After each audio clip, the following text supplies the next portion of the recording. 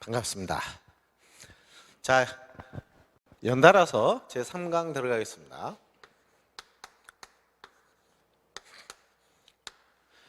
자, 이제 기본적인 제가 얘기는 좀 드렸습니다. 조금 입문할 때 과연 어떻게 시작을 해야 되는가라는 부분을 한번 해보겠습니다. 아까 제가 말소기준권리라는 얘기도 간단하게 했어. 네. 그래서 경매, 물건,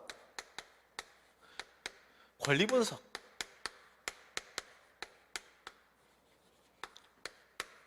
이라는 제목으로, 자, 권리분석. 그러면 제가 그랬죠, 기본적인 경매 물건을 입찰해서 그 물건을 낙찰을 받고 싶으려면 어떻게 해야 된다?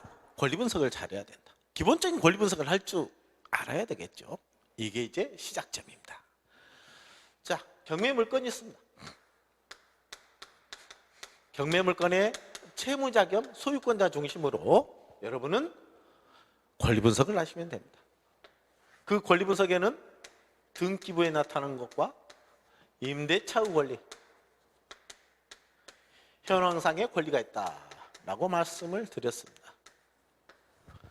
자, 그러면은 이 등기부, 임대차, 현황상의 권리들을 분석을 하는 겁니다. 어떤 분석? 낙찰되었을 경우 과연 낙찰을 내가 받았을 때 또 다른 추가로 인수되는 권리가 있는가? 인수되는 권리는 뭐라고 했습니까? 그 부분을 인수를 한다는 거는 결국은 내가 추가 인수해야 되는 금전이 있다, 이렇게 생각하시면 돼요. 자, 그래서 권리는 어떻게 생각해라? 그 물건을 시간순으로 배열을 하시면 됩니다. 물론 여기에서 시간순으로 배열을 해서 나타나는 게 우리는 옥션 사이트입니다. 옥션 사이트.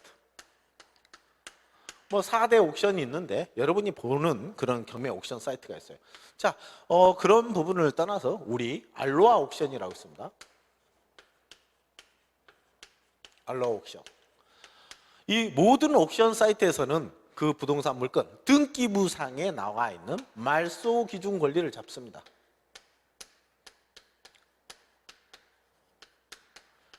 이 말소 기준 권리는 7가지가 있습니다. 7가지 등기가 있습니다.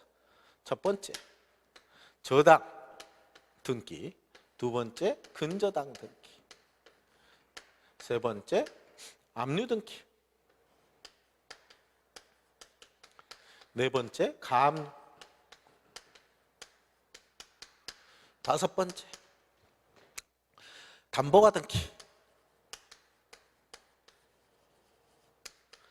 여섯 번째, 전세권. 일곱 번째, 경매 개시결정 등기.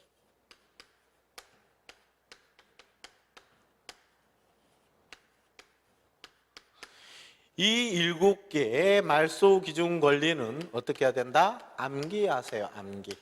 경매를 하려면 암기를 해 주셔야지 여러분이 쉽게 할 수가 있습니다. 반드시 암기해야 될 7가지 권리다 라고 말씀을 드리고, 자, 이 시간에는 여러분한테 권리분석인데 실질적으로 등기부상에 나타나는 권리분석이다, 이렇게 생각을 해 주시면 됩니다. 말소기준 권리. 자, 말소기준 권리 7가지보다 시간순으로 했을 때 이 7가지 등기가 가장 먼저 나오는 등기, 7가지 등기가 말소기준 권리가 된다. 이 말소기준 권리 중심으로 선순위, 후순위로 나타나는데, 그 물건이 경매로 나갔을 경우 낙찰자 입장에서는 잔금 납부를 하게 되죠. 잔금 납부와 동시에, 잔금 납부가 바로 뭐다? 소유권 이전이다. 소유권 이전. 자, 소유권을 내가 취할 수 있는 시간은 잔금 납부 기일이다, 이렇게 생각하세요. 자, 잔금 납부하면서 어때요? 거기에 있는 후순위 권리는 말소시켜 주세요 라고 하면 됩니다. 말소 신청. 자, 후순위 뭐가 있을까요? 예를 들어서 근저당이 있어요. 후순위 가압류가 있어요. 후순위 압류가 있어요. 후순위 경매 개시결정 등기가 됐어요. 이 부분을 낙찰자가 잔금 납부하면서 말소 등기 신청을 해야 됩니다. 그래야 말소가 된다. 이게 소멸되는 권리다. 소멸되는 권리, 후순위는. 그러면 선순위의 권리들은 낙찰자가 어때요? 잔금 납부하고 말소 등기 신청해도 말소가 안 되는 권리들이에요. 이러한 권리는 낙찰자가 인수해 줘야 된다. 그러면 인수되는 권리는 뭐가 있을까요? 실제로 이 7가지 등기보다 더 빨리 나오는 등기들이 있겠죠. 담보가 등기가 아닌 소유권 이전 청구 가등기, 가등기 낙찰자가 인수, 가처분 등기 낙찰자가 인수. 이러한 부분이 생깁니다. 물론 세부적인 공부는 또 오프라인에서 하도록 하겠습니다. 자, 여기에 있는 또 임차인이 있을 수 있죠. 임차인 A가 이 말소 기준 권리보다 더 빨리 대항력을 갖췄어요. 대항력을 갖췄어요. 이것도 낙찰자가 인수를 해줘야 되는 권리입니다. 경매 나오는 물건 중에 유치권이 있네. 이 권리도 낙찰자가 인수를 해줘야 됩니다. 이런 옥션 사이트에서는 말소 기준 권리 중심으로 인수 소멸 중심으로 분석을 해놨습니다. 이게 바로 제가 말하는 기계식 권리 분석입니다. 이게 기계식 권리 분석은 실질적으로 기계가 하는 거죠. 기계가 이 말소 기준 권리를 쭉 집어넣고 후순위 다 소멸시키는 권리입니다. 자, 대한민국 이러한 기계식 권리 분석을 한 게 대한민국 경매인의 90% 이상이 기계식 권리 분석합니다. 역으로 옥션 사이트를 보지 못한다. 한마디로 그 물건을 공매, 압류로 돼서 공매 나가는 물건 같은 경우 권리 분석을 전혀 기계식 권리 분석이 안 돼 있습니다. 공매는 옥션 사이트로 말소 기준 권리를 잡아서 이 부분이 아니에요. 공매와 경매는 완전 다릅니다. 그리고 공매 시장에서도 공매의 종류들이 엄청 많습니다. 이런 부분을 또 배워야 공매를 할 수 있어요. 그리고 요즘은 특히 신탁 공매라는 게 엄청 많죠.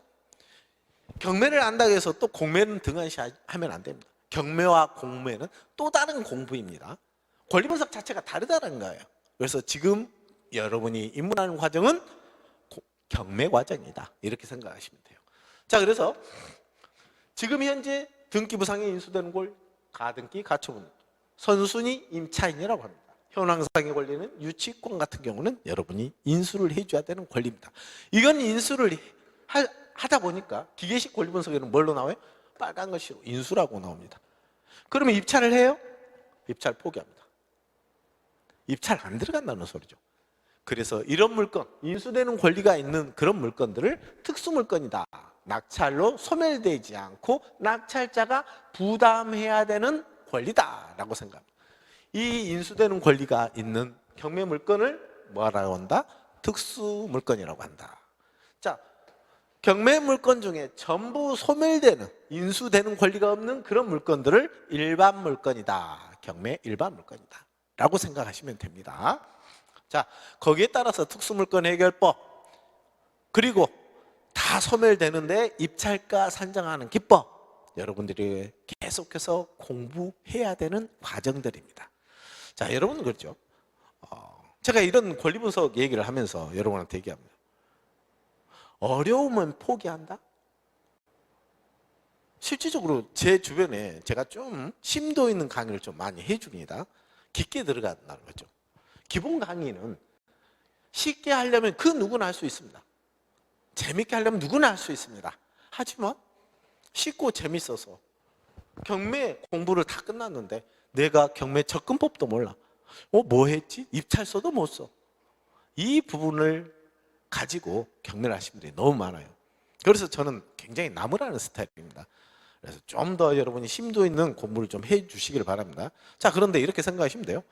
자, 도전하세요. 2023년은 도전하세요. 도전하는 한 해가 될 겁니다. 그럼 어떻게 도전해야 되느냐? 어렵다고 포기하지 마세요.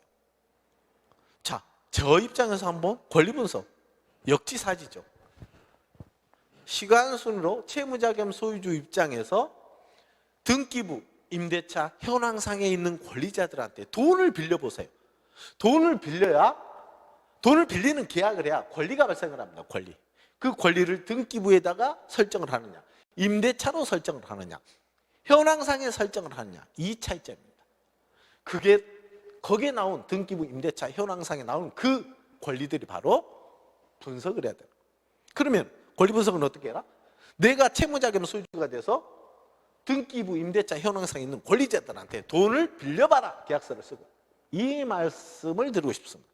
그래야 여러분이 생각하는 인수되는 특수물건, 소멸되는 권리, 일반적인 경매 전부 쉽게 알 수 있습니다. 말소기준 권리 중심으로 해서 기계식 권리 분석하면은 여러분이 10년, 20년, 30년을 공부해도 경매 시장의 전문가가 될 수가 없다는 말씀을 저는 100% 자신합니다. 그럼 어떻게 공부해야 됩니까? 하라는 대로 하세요. 이 말씀을 드리고 싶습니다.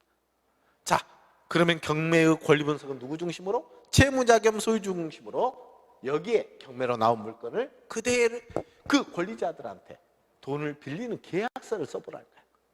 누가? 여러분, 입찰하는 여러분이 채무자 겸 소유주가 돼서, 그러면은 현재 이 물건의 채무자 겸 소유주는 어떤 상황에 놓여 있을까? 앞으로는 어떤 생각을 하고 있을까? 라는 게 읽힙니다. 이게 권리 분석입니다. 그리고 인수소멸도 이 부분도 자연스럽게 입찰하는 나에게는 다 다가오겠죠. 거기서부터 접근하시면 됩니다. 거기서부터. 자, 조금 생각하는 게 어려울 수 있어요. 자, 어렵다고 해서 포기하지 마라 그랬죠. 제 입장에서 역지사지로 똑같은 얘기를 합니다. 여러분이 포기한다고 해서 제가 잡지 않습니다. 똑같죠. 여러분이 부모야, 자식을 낳은 부모입니다. 실질적으로 자식들이 크고 성장을 해 나갑니다. 죽을 때까지 여러분이 부모로서 내 자식을 케어할 수 있나요? 못합니다. 저도 마찬가지입니다. 저한테 열심히 다가오고 열심히 하는 사람들만 케어를 합니다. 여러분 스스로가 포기한다? 포기하는데 잡아줄 사람 아무도 없습니다.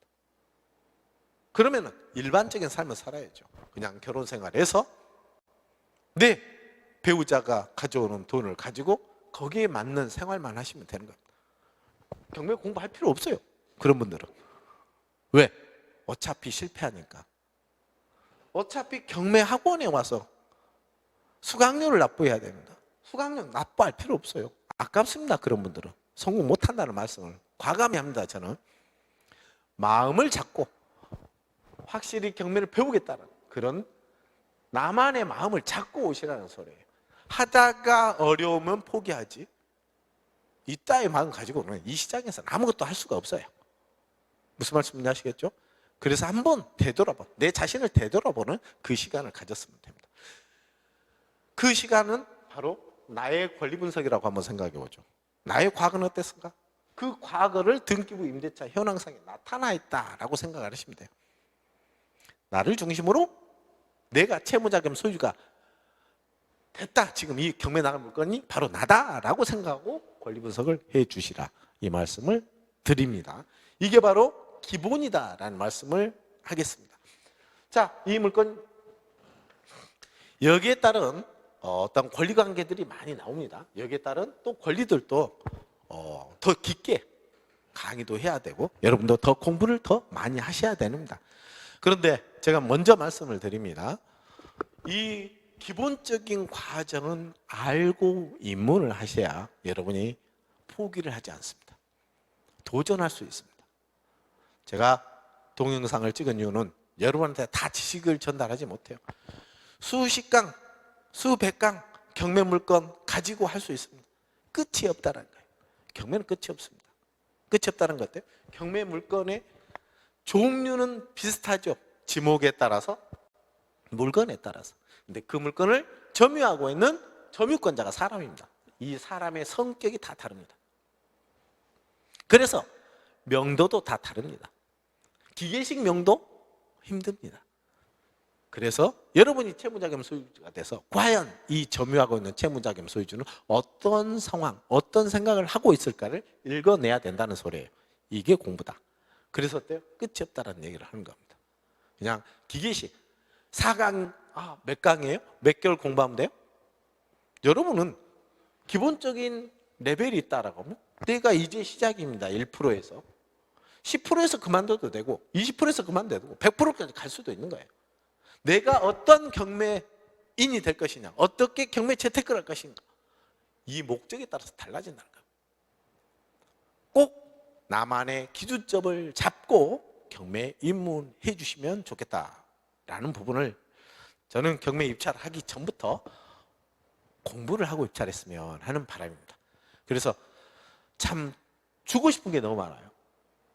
경매했을 때 내가 이 물건을 낙찰받고 싶은데 어떻게 낙찰받을까? 그냥 입찰서만 쓰면 낙찰받을까? 여기에는 굉장히 접근하는 기법이 많이 있습니다. 이런 것들을 주고 싶은데 여러분이 기본이 없으면 어때요? 실질적으로 받아들이지 못한다는 거죠. 받아들이지 못하면 어때요? 어렵다고 생각하는 거예요. 그래서 기본을 알아야 돼요. 자, 권리 분석을 하기 위해서 다시 하나 이 기본을 가지고 있고 저희 학원입니다. 알로아 학원입니다. 또는 기본적인 옥션 사이트 또는 저희와 함께 MOU가 체결되어 있는 부동산 테인이라고 있어요. 여기에 지식 코너가 있습니다. 지식. 그럼 여기에 나와 있는 여러분이 인터넷에서 찾기 싫으면 어때요? 경매로서 경매 치면은 지식 코너에서 경매 치시면 어때요? 경매 용어 한 번씩 읽어보세요. 공부를 하기 전에 읽어보시라는. 그래서 기본 베이스, 경매가 이런 거였구나 라는 걸 알게 됐을 때 여러분이 오프라인 학원에 오셔가지고 오늘 무료 동영상도 들으시고 어떻게 공부를 해야 되는가를 느끼신다면은 그 다음에 학원에 등록하셔가지고 배우시면 됩니다. 꼭 저희 학원이 아니어도 상관없습니다. 저는 여러분한테 인간이 살아갈 때 이 자본주의 사회에서는 이 마지막 시장, 돈을 빌려주고 돈을 변제받지 못하잖아요. 그럼 채권자 입장에서 마지막 수단은 경매입니다. 채무자 입장에서 변제를 못했잖아. 채무 변제를 당하는 마지막 시장도 경매 시장입니다. 채권자든 채무자든 이 자본주의에서 살아가야 될 때 기본으로 알아야 되는 게 바로 경매 시장이다 라는 말씀을 드리면서 시간 마치겠습니다. 수고하셨습니다.